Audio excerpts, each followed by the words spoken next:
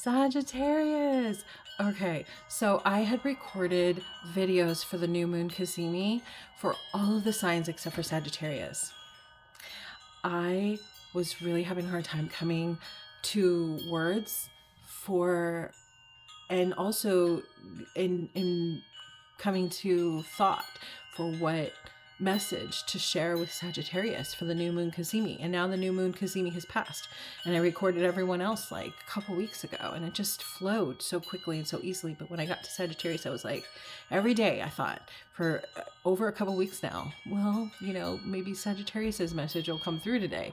And I even thought about just, you know, just like fake it, sort of like just look up something about Sagittarius and talk about it, and like that'll be Sagittarius. But I didn't want to do that. And I'm really glad I didn't, because now I have it. And the new moon has already passed, but we're in Sagittarius season. So this message is for all of the Sagittariuses out there. If you have a sun in Sagittarius, if you have a rising in Sagittarius, like me, if you have a moon in Sagittarius, this message is for you. And then it's also for everyone else that's alive during the season that happens to get this message, because we are in Sagittarius season right now. So here we go. I realized that I was embodying the message of Sagittarius. I have a pretty, I've got some ninth house stuff. So that's the house of Sagittarius. If you have things in your ninth house, a lot in your ninth house, then this message will also really fit really well for you, because that's Sagittarius energy too. When you're embodying an energy, it's preverbal. It's from before verbal language was necessary. You're tapping into that type of space and time, not just in your own human linear life on this planet, in this particular life, but also in the consciousness as a whole. There was a time where humanity didn't need words. And I'm not talking about like woo-woo, foo-foo, like, you know, magical cartoony days. I'm talking, you know, like where everything was kinesthetic. I'm talking even like in more grounded spaces and time, like in caveman day. There was a time during caveman times where people didn't need the words, like, and so when we are moving with Kundalini energy, when we are, and Kundalini, for anyone that doesn't know it, this is a very Sagittarius type topic. Kundalini is this knowing that we embody masculine, we embody polarities, we embody it all, and we embody beyond that as well. And so all of us have this sort of knowing that we embody polarities, even though it is held back and it is denied and it is kept from people so that they won't be empowered. We all know that we embody like masculine and feminine energy. And the Kundalini symbol, which you often see in like hospitals, it's like a staff with two serpents intertwined going up it. It has to do with health and wellness. But in other traditions, it has to do with movement, and it has to do with energy, how we tap into the energy of the earth, then we pull it up through ourselves. We're doing this constantly, naturally, but we can do it consciously as well. And then we recognize that the energy moves through the top of beyond our crown, and then we can also recognize that we are also pulling the energy back down through us and back down into the earth. So Kundalini energy is this recognition that we both have masculine and feminine energy within us. However, it's also the recognition that when we allow ourselves to recognize that and move our energy, and a lot of times that's through physical movement, that we also recognize that there's something beyond that too, and that we're also connected to what's beyond that. So a lot of power over type structures will try to even block the very basis, which is we embody polarities.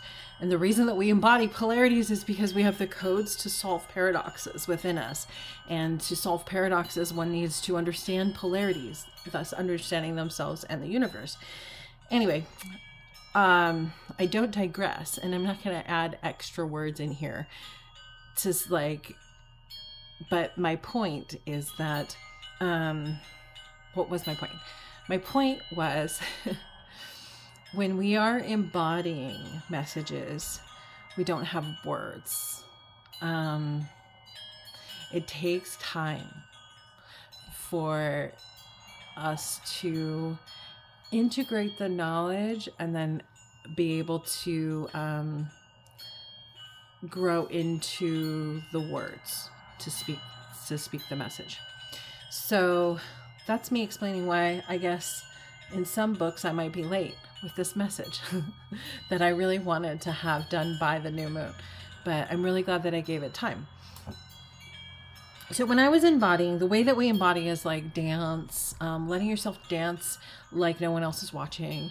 And I don't mean like grabbing somebody's butt in the corner of a dirty club, you know, like there's a time and place for that too. But what I'm talking about is different than that. I'm talking like not caring what it looks like, not caring what other people think. Kind of like your rising sign. You have a rising and it's how other people perceive you, but you don't spend a whole lot of time, unless you're a Leo rising, you don't spend a whole lot of time thinking about how other people are perceiving you, which was part of the reason why it was really hard for me to get you this message about Sagittarius, because Sagittarius is my rising and I am just living how I move through the world. I'm not thinking about how I move through the world in regards to how other people's perception is.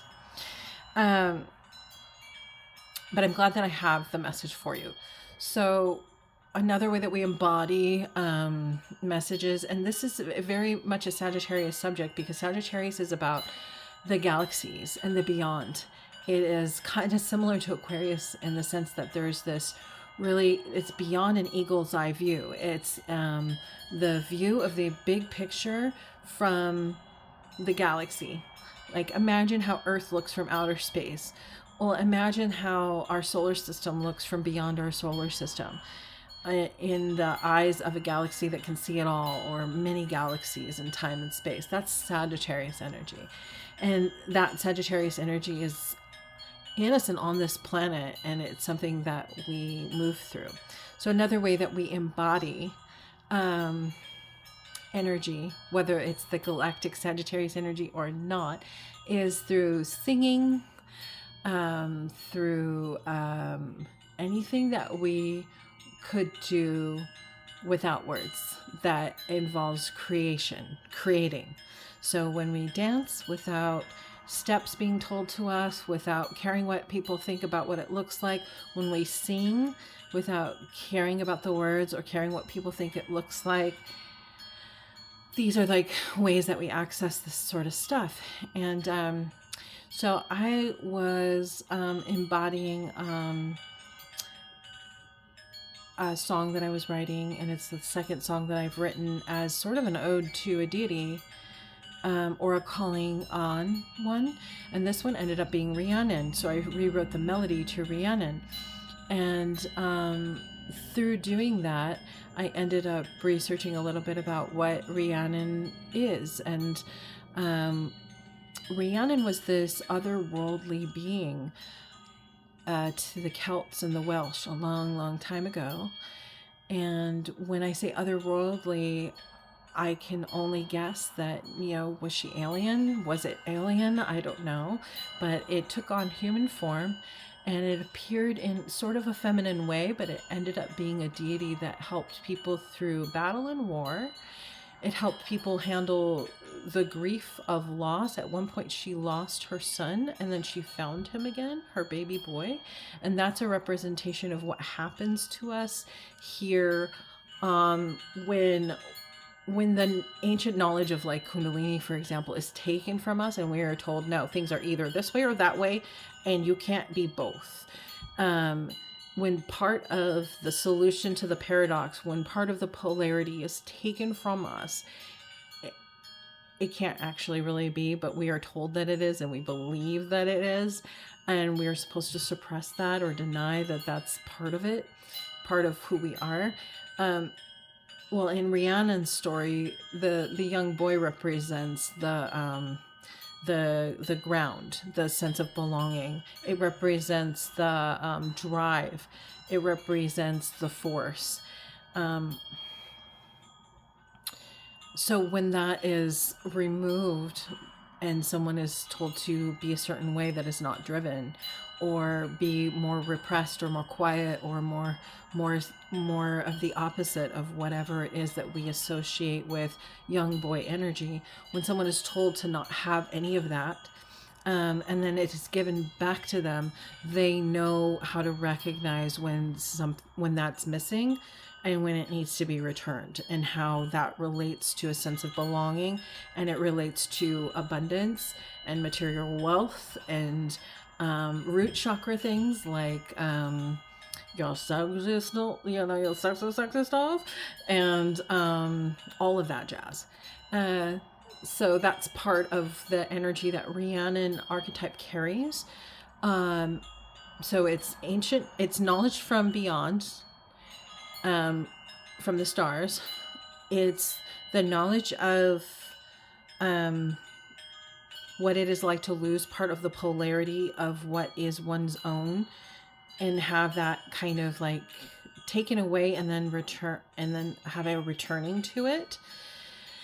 And it's also part of her story is that she was misunderstood, and that there was gossip and lies spread about her, but she maintained her composure, and that she has this calm fortitude that knows that in time they will get it.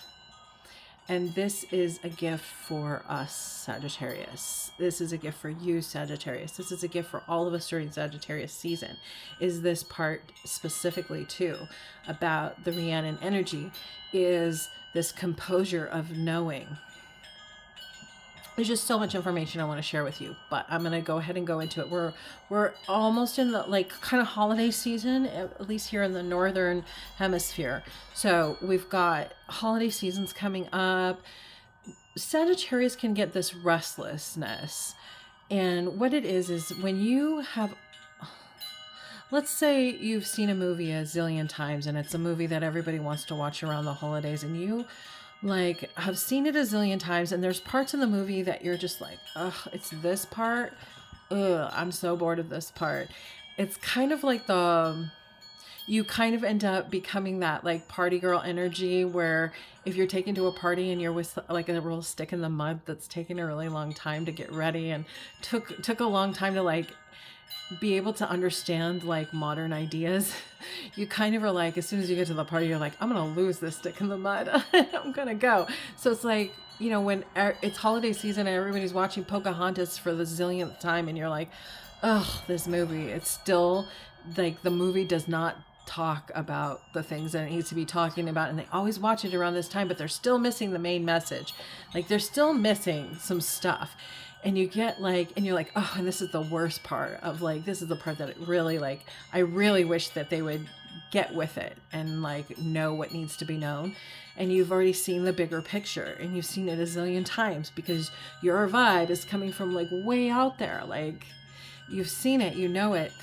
You get restless, and you're just like, at that moment in time, there's like two ways that you can go. You can go on an adventure, which involves travel, and Sagittarius is great at travel. And through that adventure, you will learn new things, and you will be humbled again. And you will be like, oh, like I needed to learn new things. And then you'll go back, 10, 15 years, or maybe shorter amount of time than that. You'll go back to where you were, and you'll be like, oh, like hoping, oh, good, they finally learned that thing, but now they don't know this thing, and I'm going to tell them about this thing. So that's one direction that you can go, Sagittarius, and people during Sagittarius season.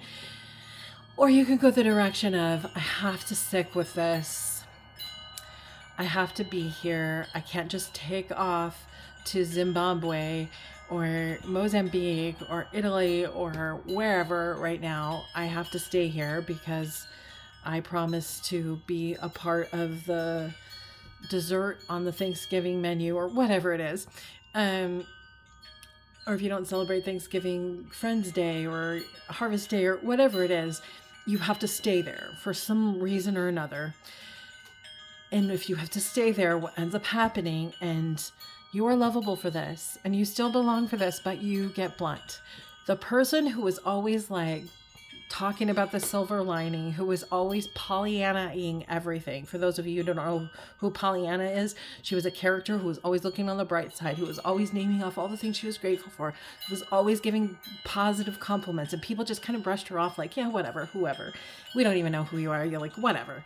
Like, they didn't want to hear her when she had something negative to say, but as soon as she got like riled up and she was like, enough is enough, and she had something like gritty to say that was also the truth, a seed was planted. They heard her, and that there's no denying that that seed was planted and it will grow. But they don't like you. So what ends up happening, this is the other direction that ends up happening for a lot of Sagittarius and a lot of Sagittarius energy, is you say the thing and it comes out blunt. And that's the way it's received, very blunt, like a dull knife that felt like a carving rather than a sharp needle. It shocks and it bothers, and they might even slam the door in your face and be like, get out of here. But you are lovable and you belong despite that. It happened because you lost your patience and you're just like, when are they going to get it? And that's okay, because it was meant to happen that way. And you got to love yourself, and you don't even have to forgive yourself. You said some truth that needed to be heard. And that's that there's nothing more racist than listening to Pocahontas on a holiday that celebrates genocide, or whatever it was. Like, whatever it was that your truth was, that was a different perspective than they had ever heard before. Whatever it was, you said it, and it's already happened. And there were so many times where you didn't say it. There were so many times you were like, yeah, I'm just going to let that slide. Yeah, I'm just going to let that slide. I'm going to focus on the things that I can use and what can be utilized. And then it got to a point where like they were ready to hear it, and they heard it. And they heard it by, the galaxy moving through you and sharing that information. Well, Rhiannon, and then all kinds of like, nobody likes to hear that they're racist or that they're like misogynist or that they're fatphobic or whatever it is. Like, nobody likes to hear this stuff. Nobody wants to hear that, they're only making enough to pay the mortgage because they are saying disparaging and derogatory things that apply to large populations of people that would be paying them more than just their mortgage if they could open their hearts and actually learn about more of humanity and be able to speak in alignment with more of the humanity. But like, they've shut all these doors around themselves, focusing on the money, and they are like being in a place of non-lovingness by doing that. Nobody wants to hear the big picture things that you see that are keeping them from success. They don't want to hear it, but they do end up benefiting from it. And it's easy to slam the door in your face and to push you away. And it happens in corporations a lot too. You have like the people who are advanced and they're intelligent and they're very smart, and they get to a place where they get restless and they can't get along with the people there anymore. They don't want to hear people complaining about the parking spaces for 20 minutes in the meeting anymore. Like, this is dull and boring and beyond basic to them. And they end up not getting along with some people, and they end up getting shipped off to Italy or shipped off to another country to go work in another corporate office where they can share their knowledge, where they can learn even more about humanity and become humbled again by what they didn't know, and then bring back more information later. And hopefully people won't remember the mean thing that they said when they get back. So this is part of like how things work, Sagittarius. And I'm recording this on a day that is a 4-degree day in Sagittarius. And 4 has it can have a lot to do with belonging, but it's not just like belonging like in that cozy, like, let's cozy up to one other person that we're infatuated with, or let's cozy up with, that person and a pet that we got, or that person and a baby that we made, and all be cozy. This is a different kind of belonging. This is the kind of belonging that has to do with the number 4, which has to do with squares, because squares have 4 sides, and it has to do with What is a square? A square is that eventually you're going to keep going this direction, and then you're going to have to pivot, and you're going to have to make a right great angle and go a different direction. And it's about mastery. It's about mastery of the foundation of belonging. And that's what this is. You belong. You belong in a very particular way. And part of your belonging is that you bring in more information, and you bring it in a way that's different than Aquarius. So Rhiannon energy often shows up in our life through symbology of horses, or dreams of horses, or birds and bird song. Rhiannon energy is very different than a lot of the other Celtic deities, described as otherworldly, so maybe alien, maybe not, but different. I'll tell you what it is, and then I'll tell you how it's different. So you've got the horse symbology, you've got the bird symbologies showing up in your dreams, or a whole flock of birds showing up like outside your window, and you're like, what is going on? They're making so much noise, and this came out of nowhere. In that moment, there is information that you were about to share that's going to be blowing people's chakras wide open, and they're going to want to demonize you for it, or they're going to want to say, bad, you're bad. and they're going to slam the door in your face. and then hopefully maybe one day they'll forget. And they'll have grown.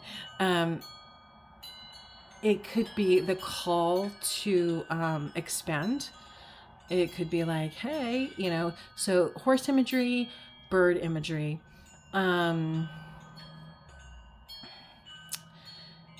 So in the horse energy, when we embody it with Rhiannon, it is not like the charge. It's not like the gallop. It's not like the like when your hips are getting put back into place and you're like, really getting grounded in your root chakra, and like everything's getting aligned, and it's not that grit.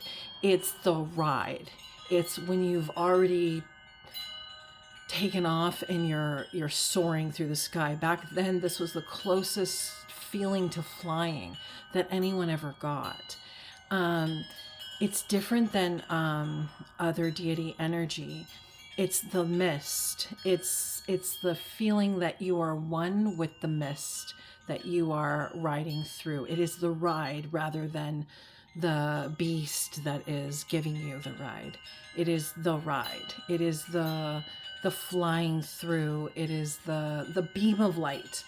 It is the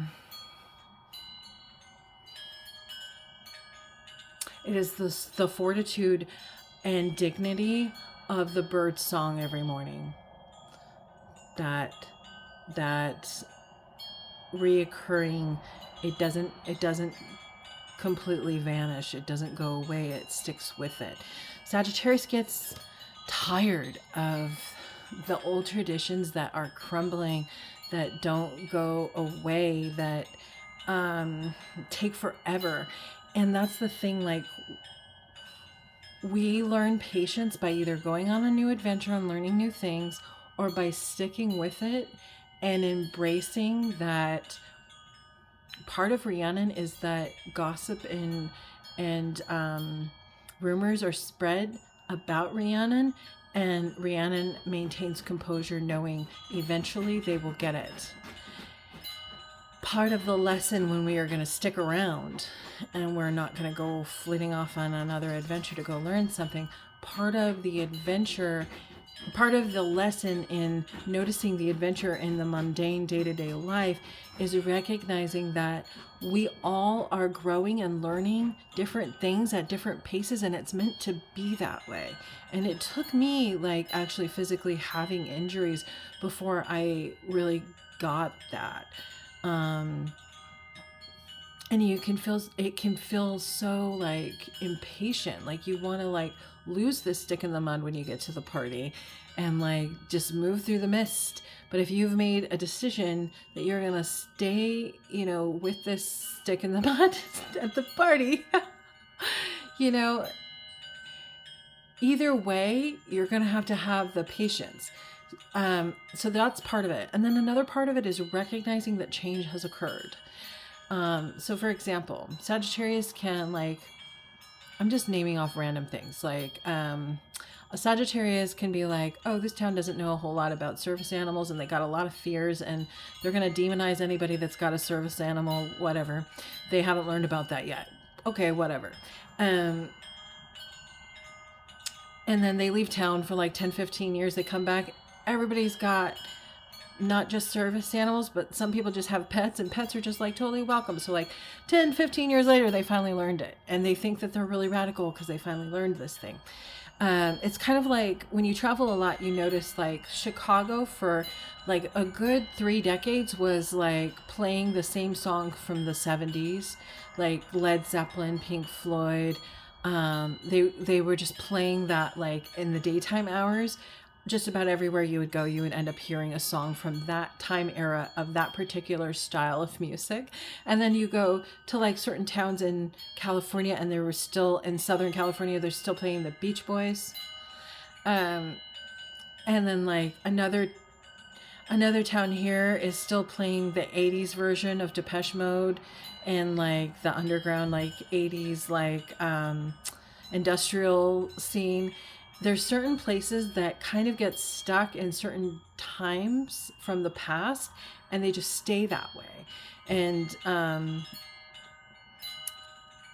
we could get like grounded and be like, oh, it's because the people who decide what kind of music are played on the radio and yada yada, or because like there's a whole bunch of Mormons in Las Vegas, so they like have very conservative ideas of what can be on the radio. We can get like that, or we can just be like, some places are just stuck in certain pockets of time, of herstory, their story, history, whatever, and they stay like that for a while. And when we go through those places, or we visit those places and we go someplace else, we pick up on something else.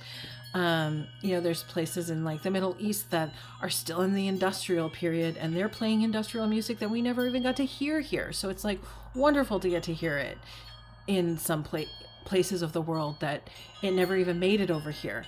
And they're still enjoying it over there. So it's about recognizing that even though you can see the big picture, like imagine what the world looks like from outer space, or imagine what our solar system looks like from beyond the outer space, even though you can see all of that, there's still all these tiny little details that deserve respect, that are growing at the pace that they're supposed to grow in. That, yeah, when you've actually stopped like counting your blessings and saying your gratitudes and just saying all the good things that you see and all the potential and all the silver linings that you see in everybody, and you actually spew out the stuff that you're like, this is why you're not growing. This is what you're going to need to like be able to do before you can grow. These are the things that you're going to need to be able to take in before you can grow. These are like the steps on the way towards your growth and you manifesting all that you can manifest on your journey. Like before, regardless of all of that, being able to see those big pictures, your lesson is how to have the patience, how to sit with where it's at in that moment, because wherever you go, there you are. So even if you were to just like be like, I'm just going to go on another adventure, eventually you get tired and you're like, I'm so happy to be home. But like having the patience it's just so hard. It's so hard because even if you don't say it, and even if you are really positive and everybody just kind of brushes it off, they have this, they can feel there's something otherworldly about you, like Luna Lovegood, and they want to brush it off, but it makes them uneasy regardless. So you're always going to have like the rumors made up about you. You're always going to have those experiences. And the Rhiannon archetype and deity is so good for that. There's this maintaining of composure, and there's this line in the song that's like, wouldn't you love to be her lover? Who will be her lover? And it's about like, who can love that person that can be so blunt after you've felt so softened up by them that you like take all of their positive words for granted. And then when they give you some real grit, some real truth about what's really going to help you, who can still love that person? You know, like, who wouldn't you love to love her? Wouldn't you love to love that date at the party that's like, see you, loser, you're a stick in the mud, I'm gonna move through the room and I'm gonna like get to know every corner of this party? Wouldn't you love to love her? She's like a bird song. She's a wind in the night. You know, this is the energy that all of us have the ability to tap into. All of us have the ability to tap into the movement, whatever is represented by the symbol of the little boy that was lost but then was found again, that we all have that ability to tap into that root chakra opposite energy that we've been told that we're not supposed to have. You know, everybody's like, you know, boys should be boys and girls should be girls and no in between. Like, that's a big thing that's coming up right now. That's not going to last. It's not going to be like that forever. Like, you know, we've got the last crumbling of like an era of colonization that took over 40 nations up here in the Northern Hemisphere. It's not going to last. Like, that everybody knew that we were way beyond just our ability to procreate for a frightened colonizer entity that was invading. Like, there's just things that like are innate in us, and we tap into those things even though we don't have words for them right away. We tap into those things when we are moving our bodies and not caring what we look like when we move our bodies. When we are moving our bodies for the simple fact that we want to move our bodies, not because we're trying to do some bird mating dance to try to like win some performance. When we are singing and not caring that it sounds bad and doing it because we want to learn how to make this sound, or we want to figure out what other kind of sounds can we make that are just going to come to us, or what melodies are going to come to us. When we are embodying what we are on this planet to embody, which is just simply being, without being a doing, without contributing to the commodification of feeling like we have to prove our value. When we are really like embodying the Kundalini energy, when we are being, when we are fully being, and breathing into that and accepting that, and then we can have words that eventually come through with those practices. We belong more. We are showing others how to belong by being ourselves. And so Sagittarius, just keep it up. Like, if you can't physically be like moving and dancing and all that jazz, try traveling. Even if you can't afford traveling, try walking a different route. If you can't walk, try changing your perspective, because it's watching you and how you pivoting